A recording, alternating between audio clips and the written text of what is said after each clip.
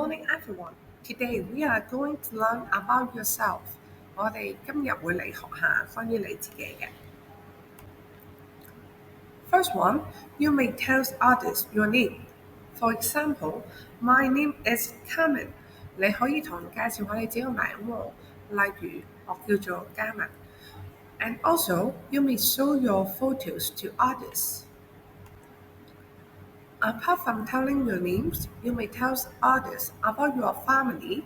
For example, in my families, I have father, mother, sister, and me.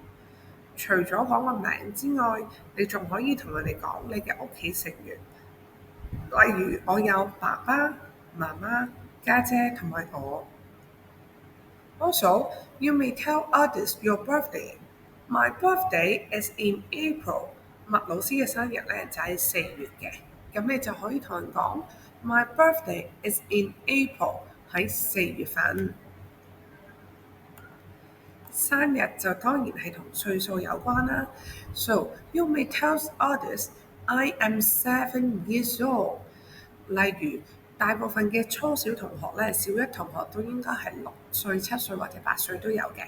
咁你可以，如果你係7歲，你就可以同人講啦 I am 7 years old。Also, you may tell others the names of the school。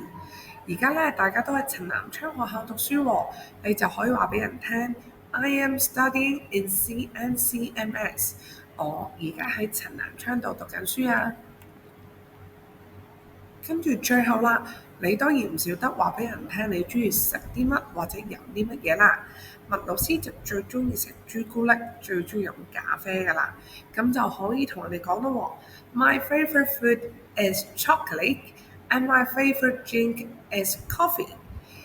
等人哋咧更加去容易了解你喎。咁今日咧，我哋呢個單元咧就主要學下關於你自己嘅。你可以同人講你嘅名啦，你中意食嘅嘢啦，你中意飲嘅嘢啦，你嘅歲數啦，你嘅生日月份啦，你嘅屋企人。咁就大致上咧都可以等其他人咧好好認識你喎。So thank you for listening today. See you next time.